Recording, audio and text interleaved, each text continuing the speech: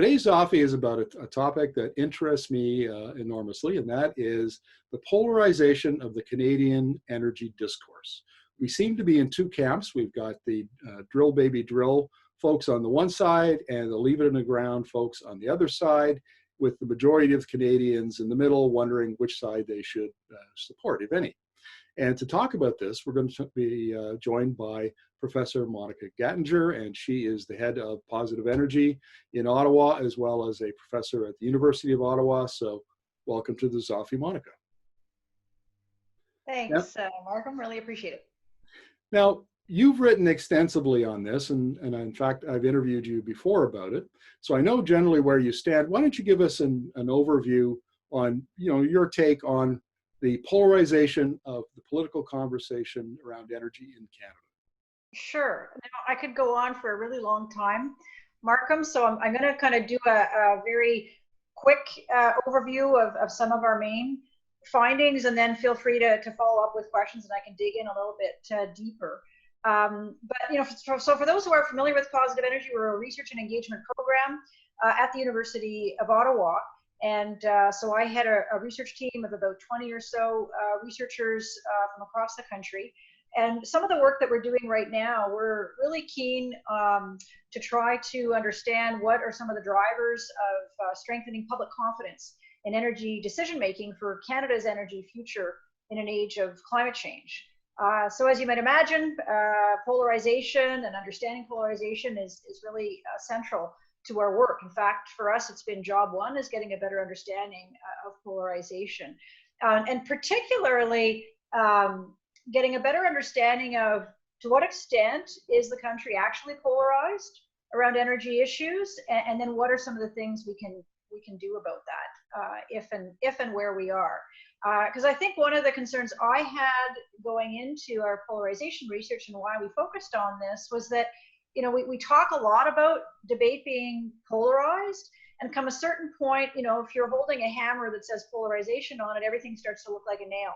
And so I was a bit concerned as a researcher, like empirically, how polarized actually are we? So we've done quite a bit of research to try to get at answering that question.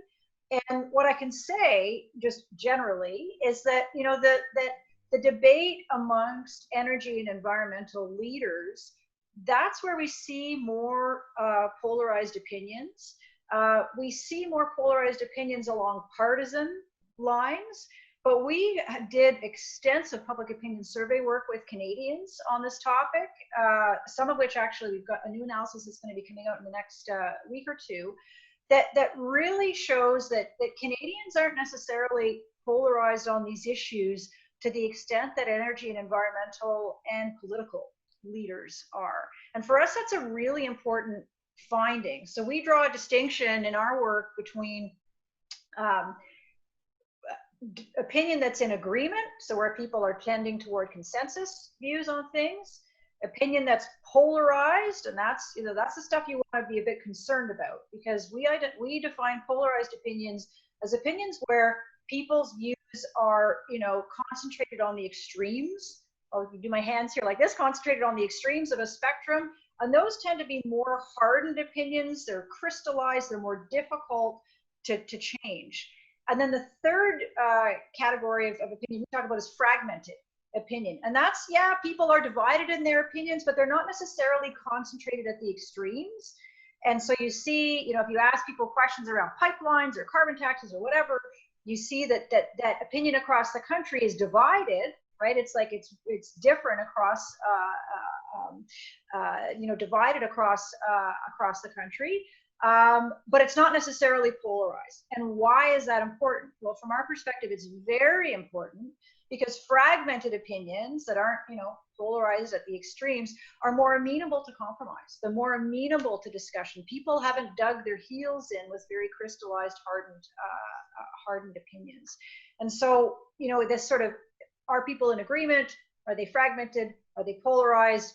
That for us has been a really defining characteristic of what we've come forward with in terms of the public opinion survey work.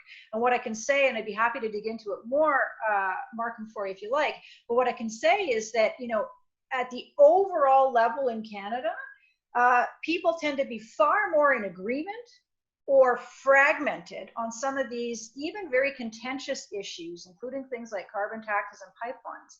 It's when you start to break out and segment those opinion across regional lines, gender, age, ideology, partisan affiliation. That's where you start to see polarized opinions emerge. But, and this is for us really the kicker, the only place where we see polarized opinions emerge systematically is along partisan lines. And to us, that's really important because it points to how much of the challenges that we've got right now are partisan challenges and our partisan political systems kind of amping things up towards polarization versus how much of our energy and climate debates could actually be trending towards consensus. Is there more room for common ground there than might be commonly believed? And that's where we kind of come down on with our research is that, there's room for optimism on many of these topics. The last thing I want to say, because I don't want to monopolize saying things here, we've also done research with energy leaders, so energy and environmental leaders. We conducted a study that asked over 40 energy and environmental leaders about the term transition, because we were finding in our research and engagement that the word transition, to our surprise, was actually kind of polarizing. That we found for some people using that word transition would actually drive them away from the table. I could say Canada's energy transition, or I could say Canada's energy future, and one way of framing things would get people away from the table. Another way of framing things would actually have people come to the table. And so we wanted to kind of understand that a little bit better. So we undertook interviews, confidential interviews with over 40 leaders in the energy and environmental space. Some of the people you might imagine, they're all listed in the report if you want to have a look and see. To ask them about, do they use this term transition? If so, they think it's useful, and on and on. And what we found is that, most of them use the term. Most of them aren't terribly happy with the term. They feel that it's vague, it's politicized. They've got kind of a little bit of some bones to pick with the terminology. But what was really interesting about that study for us is that we saw in the discussions we had with these leaders that they inhabited one of two, what we refer to as realities. So many folks would say, well, what we need in Canada is an honest conversation about the reality of whether it's energy or climate or whatever. But the honest conversation they wanted was maybe a different kind of a conversation than what some of the folks in the other reality wanted. So we referred to these realities as reality one and reality two. In essence saying, each of the folks who either lean to one side or the other of those realities, they see themselves as realists when it comes to Canada's energy future and climate issues. And they see those, sort of in the other reality, either they're talking past them or talking disparagingly in some instances against them. And those two realities, and this is where I'll end, Markham, really differ in terms of the way they frame up the pace and scope of transition and the place of oil and gas, and in particular oil, in Canada's energy future. So reality one, these are folks who see transition as a measured process, of change. Yes, moving towards a lower emissions energy system and economy, but with a diversified energy portfolio, oil, gas, nuclear, CCUS, you name it, and with market forces driving transition, and with policy there in a supportive role. Those in reality two start very much from the world is in a climate crisis. We need to move urgently on transition. They don't see oil and gas as part of the country's energy future. They would like to see, in particular, oil phased out as rapidly as is feasible. And for that group, policy is the key driver, with, again, markets playing more of a supportive role.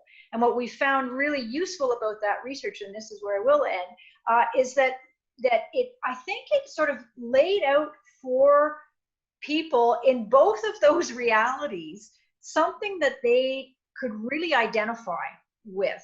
we had so many people from both of those, leaning one side or the other saying, you guys nailed it. Like, this is why we're not making progress in this country on these issues, because we've got people in these two kind of separate realities or worldviews who are sometimes just talking past one another or shouting at each other. And that's not a very positive place to end my opening little remarks here, Markham, but there's I think lots of room for optimism that I'd be happy to get into in the discussion.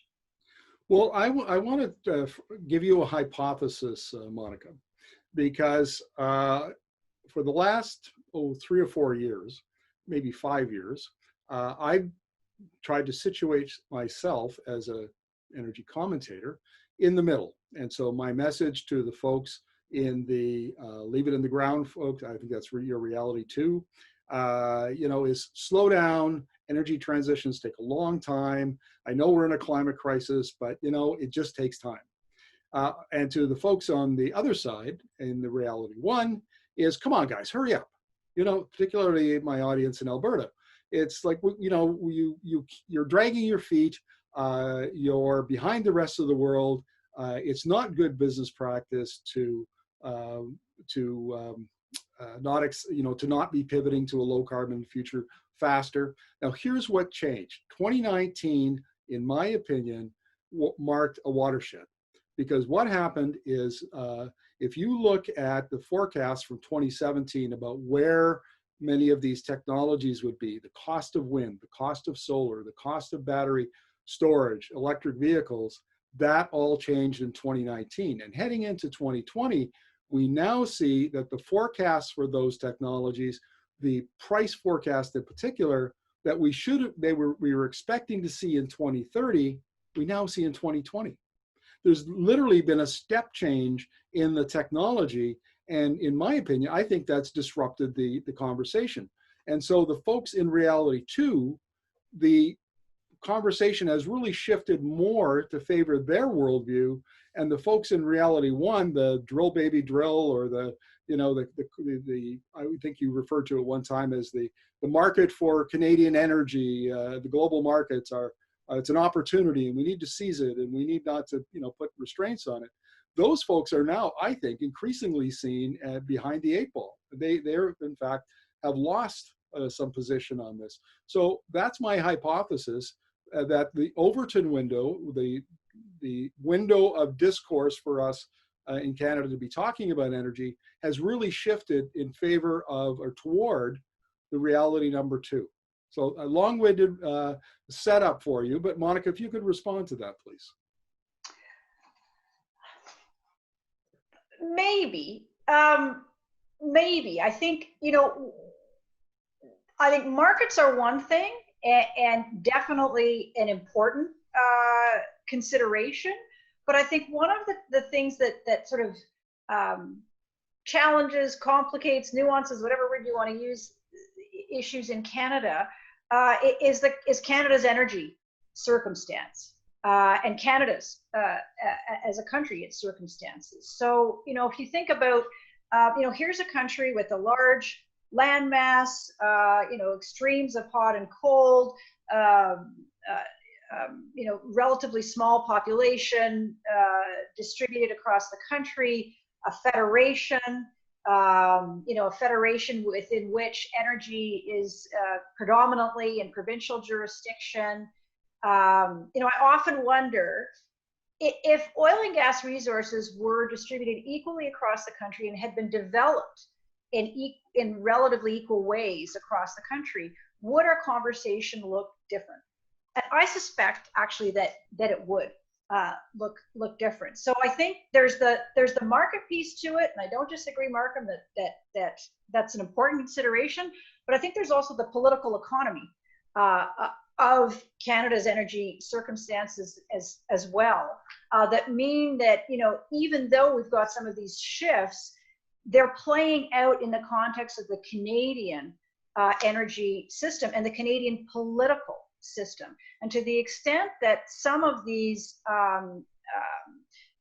let's say, narratives or realities have begun to be polarized along partisan lines, I think it adds an additional sort of I hate to use the word complication, but sometimes it feels that way, as to what the next steps might be. And I think the challenge for Canada then becomes, to the extent that those realities get bound up in partisan politics or in regional divides, and then there's concerns about unity in the country and the like, that rather than a sort of an evidence-based, let's find common ground discussion, we wind up with folks digging their heels in, increasingly.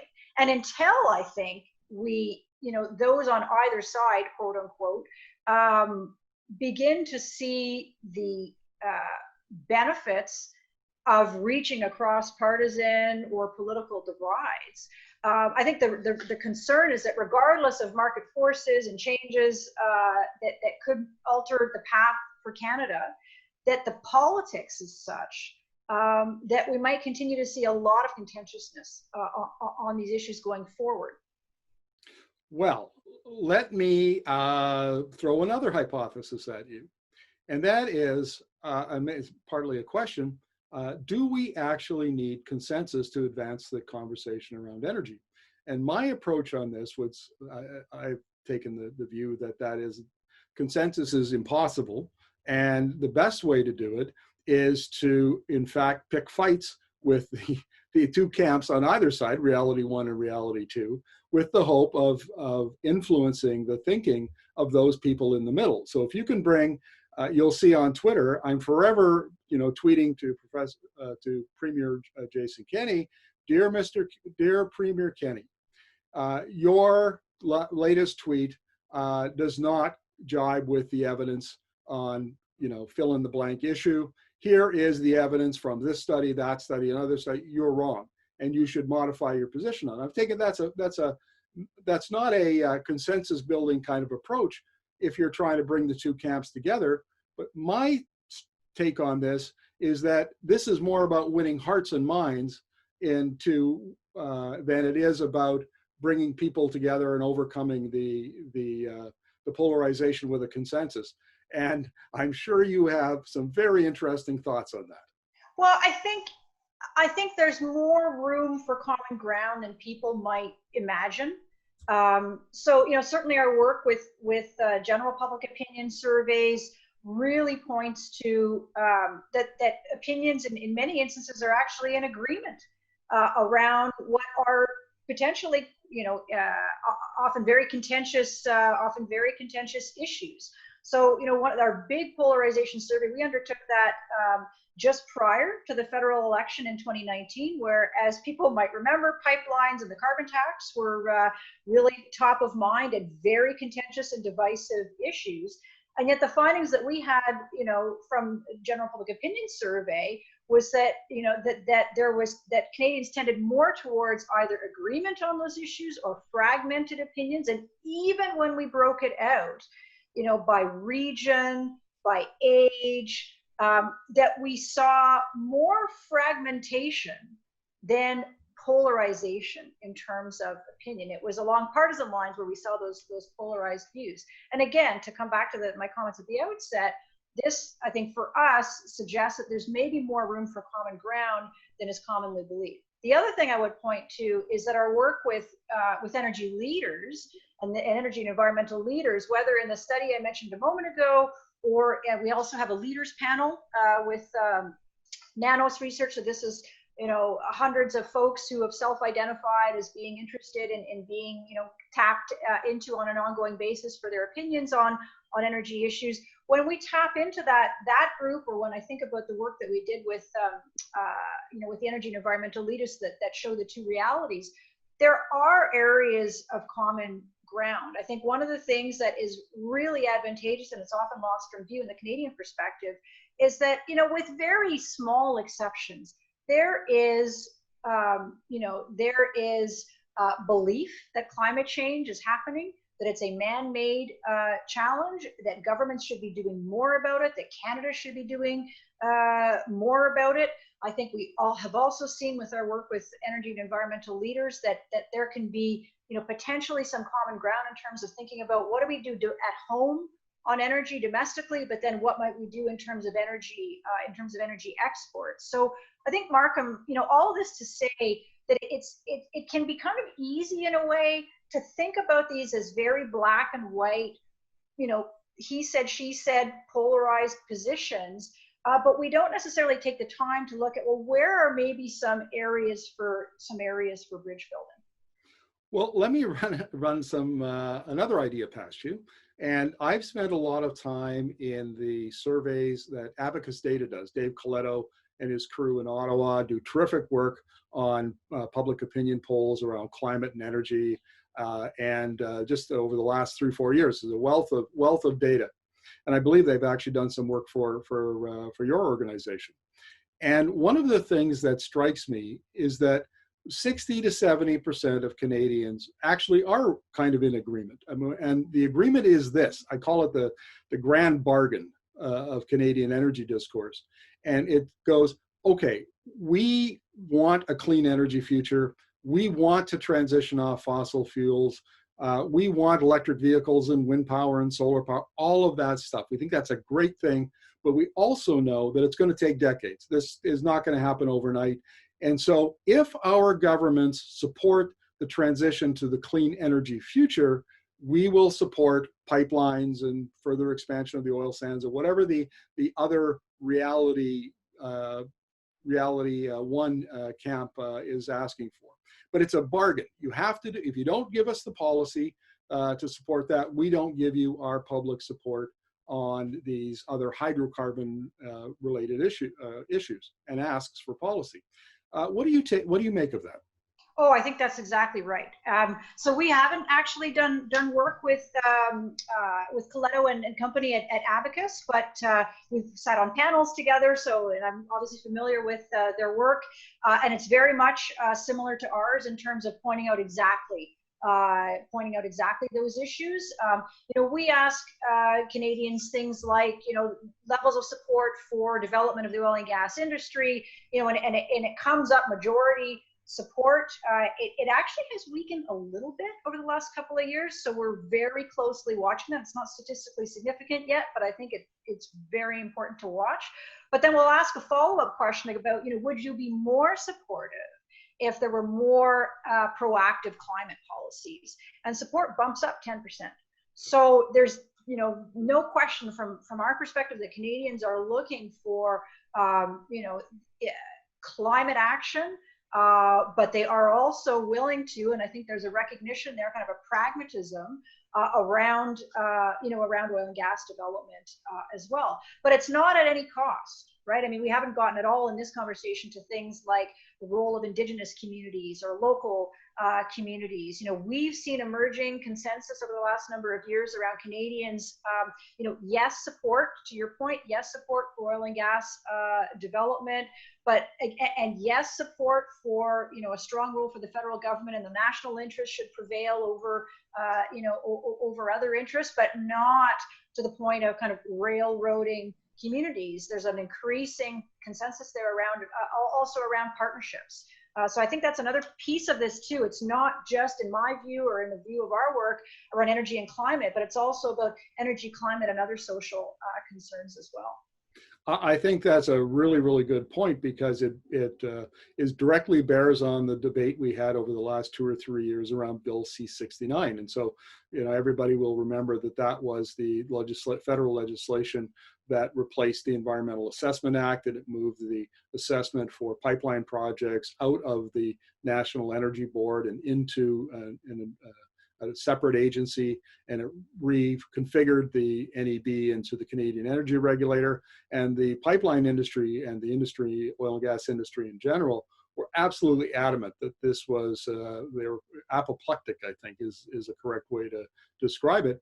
And I didn't see it that way, and the experts that I interviewed didn't see it that way, because one of the points that they made is that there is this public shift towards First Nations and Indigenous communities, to local impacts, and the need to build a consensus more around these projects through the regulatory review and Section 35 obligations around Aboriginal consultation and so on.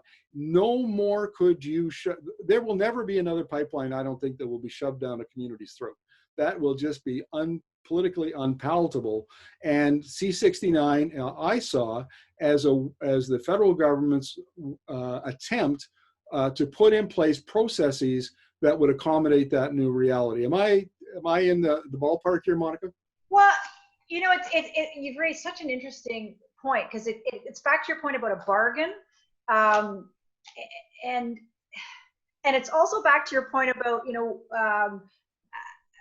progress and sort of what does progress look like, and my point around Canada and the challenges, I think, for Canada. I think, you know, in the Canadian context, progress is possible, but it's really hard won. And an example I would give on that is the carbon tax, right? To get in place a carbon tax that applies across the country was required, you know, a huge amount of work, required a political window opening, required a provincial government in the form of Alberta that put in place the Alberta Climate Leadership Plan. We have a case study on the CLP, if anybody's interested in that talks about exactly these issues. And that was all part of, to your point, Markham, kind of a bargain. So when the Liberal government came into power in 2015, you know, they pledged they were going to do things differently on energy and environment and energy and climate. And they have what I've referred to in my rating as kind of a three-legged stool in terms of their approach, to say, you know, one piece of this is we're going to put a price on carbon. And so very rapidly, they put in place the Pan-Canadian Framework on Clean Growth and Climate Change, centerpiece of which was the carbon tax. And that was in part possible because of what the federal, provincial, territorial table looked like at the time, right? You remember at the time, it was only Saskatchewan that was a holdout on that. It's a very different table now.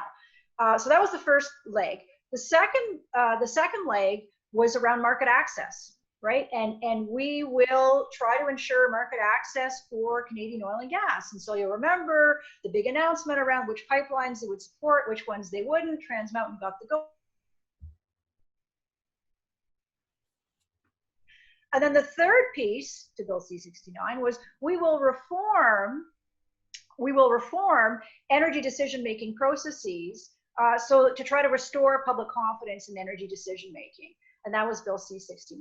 And so on paper, you look at that and you say, yeah, that's a three-legged stool in terms of a bargain that, given Canada and all of the politics we know of this country and the regional interests and whatnot, it might actually work, right? It's sort of a balanced approach. But as we know over time, that three-legged stool started to wobble, right? We had different governments being elected at the provincial level that started to pull apart the carbon tax. We had, you know, challenges between British Columbia and Alberta over the Trans Mountain pipeline, you know, which ultimately led to Kinder Morgan selling the pipeline. You know, so Alberta started to question: were we getting our part of the bargain? We've given you know, we've got in place a carbon levy. We're not seeing the pipeline. So progress is really hard won, I think. And I think it's easy for people to forget that, you know, there was kind of a bargain, so to speak, that was put in place, but it kind of fell apart over time. And I think with change of political players, you know, here we are at some level, I would, you know, suggest, yes, we've made some progress, but in some respects, we've taken some steps back as well. Well, Monica, this will be the last question or item for us to discuss. And so anybody who would like to ask a question, I'd ask you to formulate it, get it organized in your head. And if you could put up your little blue hand, please. And then after Monica and I are done, we'll get to the Q&A. So Monica, I get your point about the increasing polarization with the election of some new governments, particularly with the UCP government in Alberta, and then the Ford government in Ontario, and then of course Saskatchewan's supported the things like suing the federal government over carbon tax. So they were an ally as well. But I would argue that in fact you've seen some major shifts in Alberta, because Jason Kenney, once he became premier, even though his rhetoric hasn't ratcheted down as much, he's been forced to make compromises. And one of the things that we see is some slow, painfully slow, but nevertheless some progress within the oil and gas leadership. So a couple of weeks ago, Suncor CEO Mark Little and Alberta Innovates CEO, Laura Kilcrease, wrote an op-ed that for me is an absolute game changer. And in it, Mark Little said, we think the pandemic, the post-pandemic oil markets, we may see a disruption that will bring a peak oil demand far sooner than we had thought. And this is, we now have to rethink our markets and where our business model goes. And we think that turning bitumen into materials, the Bitumen Beyond Combustion program at Alberta Innovates, is the way to go. That is a absolute sea change, and it has all kinds of implications for this energy discussion at the national level, because if we're talking about by 2030 or 2040 that we're turning bitumen into carbon fiber and shipping it on rail to Ontario or down to Detroit, as opposed to building pipelines and shipping it to the US Gulf Coast, that is not the same conversation we're having today. And that is directly a result of global market changes, technology changes, R&D work that's been done in Alberta over the last 5 to 10 years and so on. So anyway, just your comment on that, please. Yeah, no, I agree with you, Markham, and I would even extend. You may disagree with this, but I would even extend, extend even further back. And the large companies, they get it. They get that they need to be, not only saying things but doing things, and doing things credibly to reduce emissions intensity for traditional, production.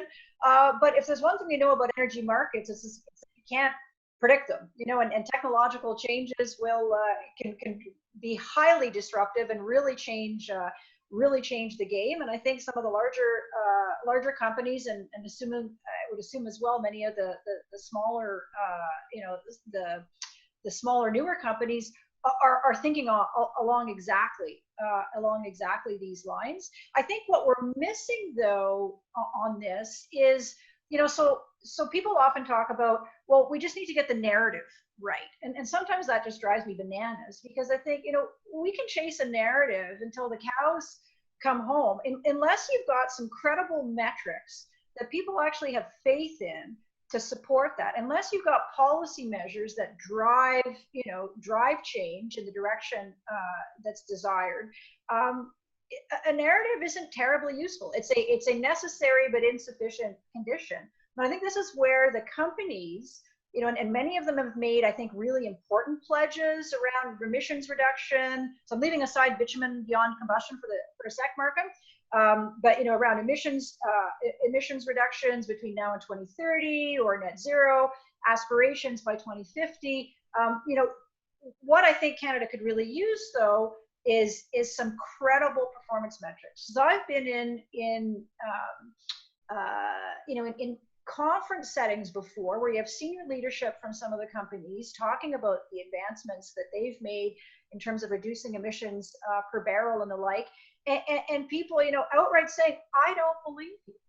So we've got a real problem if some of them, if the metrics that are being utilized aren't seen as credible. And I think that's a really important piece to all of this as well, Markham. So I completely agree with you.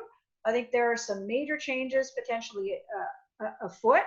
I think they need to be perhaps better communicated and better understood. But I also think sometimes we're missing that kind of performance metrics piece that people have faith in, and that is credible. Well, I'm going to push back just a little bit on the narrative side, Monica, because I wrote my book last year, just before the Alberta election, the New Alberta Advantage, Technology, Policy, and the Future of the Oil Sands. And one of the things I argued in there is that Rachel Notley and her energy climate policy team, which would be Shannon Phillips and Mark McQuaid-Boyd, none of the three of them could connect the dots on their own policy and did not have a credible narrative to sell those policies to Alberta. And since the election, I've had conversations with, and I won't point out exactly who, but conversations with them and people that were part of that campaign who agree with that. So I think the idea around narrative is not just to have the narrative. It's you need to sell it, and you need to bring people along with that new narrative, so that then changes the political reality, and then changes where the Overton window is, and it changes what you can do.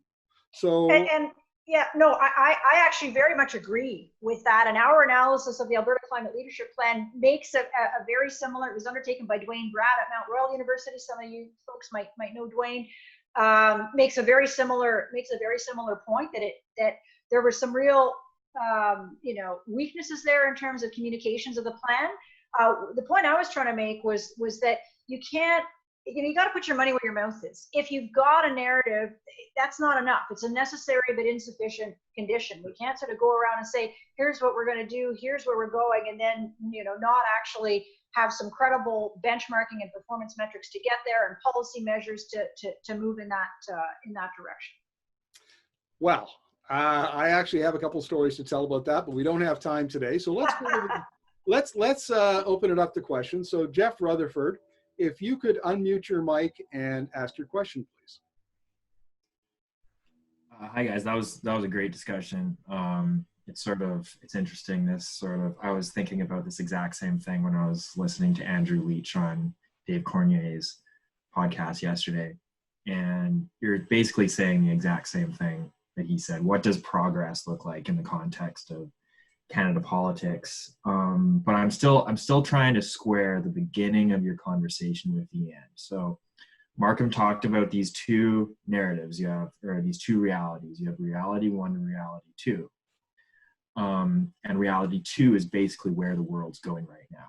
However, what has success looked like so far in the context of Alberta Canadian politics? It's looked like the Climate Leadership Plan, which is basically compromise. It's compromise for getting pipelines built and pipelines approved with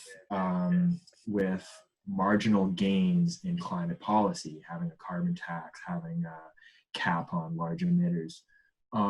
So what I'm trying to understand is, how do you square the direction of where the world is going, and especially the direction of politics in the United States, with the reality of what it takes to make things happen, which is essentially a compromise, which is essentially reality too.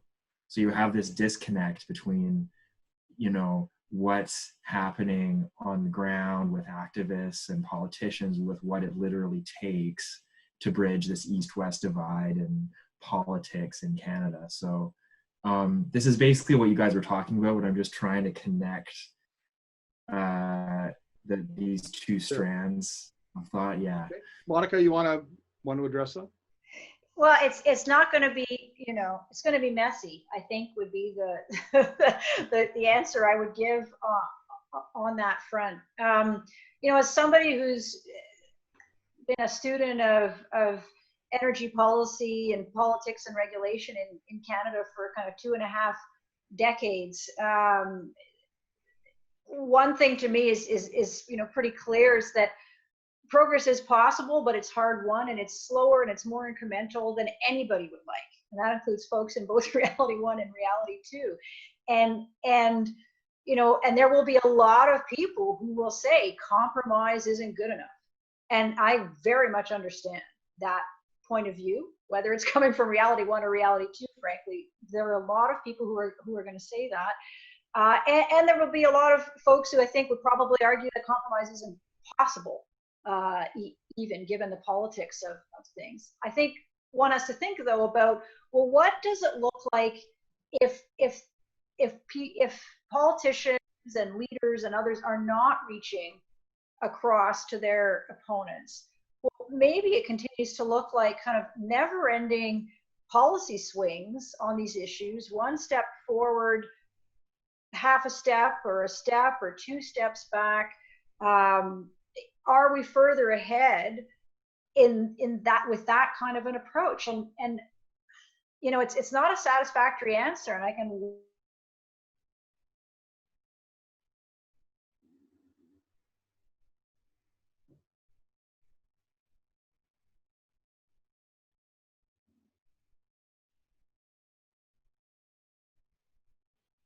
fashion, which again I recognize is not a terribly satisfactory answer. But I think it does mean, this is where, to me, the kind of, I couldn't do this sort of work if I wasn't optimistic. I think that's where, looking for the windows, where are the windows of possibility to make change. And here I'm talking about, you know, particularly political windows and where there's openness to reach across partisan and other political differences to make change. And then how do those line up with, you know, some of the market changes that Markham has been talking about? I think, you know, you need to, when those windows open up, you need to ram as much as you can through them. And that, from my perspective, was what happened with the Pan-Canadian framework. Was it enough? I'm sure many people would say it wasn't enough. But is that what progress looks like in Canada? Potentially. Potentially. I think it is. You know, I was in the States not that long ago, but well, it was a while ago now, about 9 months ago. They didn't even know we had a carbon tax. Hey, Markham. Well, look, I actually am doing some work on this area, so I want to jump in and pump my tires a little bit for the project. It's a book I'm writing, will be on the future of the Canadian energy to 2050. And I maintain that what we need are leaders who have very clear, coherent ideas about where the future of energy is going, and that have proposals that the average Canadian can understand, properly evaluate, think about, work into their own particular political worldview, and then support, presumably. And I'll give you an idea, or an example. So in the first chapter or second chapter of the book, which is on hydrocarbons, what I argue is that the Alberta oil sands has to shift fairly quickly, like during the 2020s, from producing bitumen for the fuels market, basically sending your feedstock to refineries, to shifting for using feedstock for materials, particularly carbon fiber and polymers. Now, this is essentially the bitumen beyond combustion argument. It's where Suncor and a few of the other companies are supporting. I'm just saying it has to go a lot quicker, and it needs to be supported by the federal government in a big way. They need to bring out the big red checkbook and accelerate this technology so that we do it in 3 years or 5 years instead of 10 years. And the book, each one of the chapters will have a minimum of one big idea like that. And then the idea is to bring it to the Canadian people and say, look, let's try to advance the discussion around the future of energy in Canada with these ideas. What do you think? Where are we going to go with this? And those, I'm really, the more I participate in this discussion, and I mean discussion writ large around the future of Canadian energy, the more I'm convinced that leadership is the one thing that we need more of. And I think the failure of the Notley government around the climate leadership plan illustrates that. I think the federal government has kind of not provided as much leadership as we would like, et cetera, et cetera. So that's my take on it. And I think what we'll do now is we'll go to the next question. So Rosalind Warner, if you can unmute your mic and ask your question, please. Thank you so much. This question is going to follow directly on what we were just talking about. So thanks so much. One of the things that I think your analysis is pointing to is that in Canada, at least, energy frames are actually markers for partisan identity. So where in other countries, different issues might be markers for partisan identity, be they social or race, in Canada, it's energy. And I was reminded, I think the challenge here is not necessarily can we find a middle ground, but the middle ground shifts all the time. So I was reminded of the Yale climate change communication study that they did immediately after the Green New Deal was announced in the United States. And the Green New Deal was announced, big fanfare, and it had 80% support among Americans, like across the board. Didn't matter partisan affiliation. Everyone thought the Green New Deal was a fantastic idea. And then what happened was it became framed or became part of this larger partisan split. So the middle actually moved. So where the middle, where the Green New Deal had sort of defined the middle, it moved because partisanship appropriated it. So how do we deal with this? How do we address this fact that the middle's constantly moving? I mean, for many of us, when we first saw the carbon tax proposal, thought, well, that's a middle ground proposal, but it very quickly became appropriated and eaten up in the partisan discussion. Second question is there a possibility that we might see a polarization fatigue? In other words, where there might be incentives to polarize an issue along partisan lines in some circumstances, might there be circumstances where the incentive shifts more towards compromise? And what are the factors that might push us one way or the other? So simple questions. But two very good questions. Monica, why don't you go first? Sure. Well, I don't see them as simple at all, but I think they're really important. I mean, we've asked Canadians, on your second question, we've asked Canadians, and this to us is really hopeful, a very kind of direct question that asks, and it's standard stuff asked in polarization surveys, both within and outside of Canada, do you see your kind of political opponents as morally bad people? And, Canadians do not agree with that statement at all. They see people who hold different views from them, in a very respectful way. It's not a matter of, demonizing somebody else. And then we also ask them, do the views of political leaders that are, polarized and partisan, how much do those reflect your own views? And again, like overwhelming majority say, no, that doesn't reflect our own views. So I think Canadians tend to be quite pragmatic on these issues. I think the big challenge here is at the political level, and I love your framing of, it gets appropriated by partisanship. I don't know that I would agree that energy is the marker. In Canada, it may be a marker, but I don't know if it's the marker, because I'm not familiar with other fields, but so we're looking into that actually quite closely. But I think this is where, once it becomes partisan, divided along partisan lines, then it becomes an identity marker, and it becomes much more difficult, I think, to have those evidence-based conversations that people here would probably really like to have.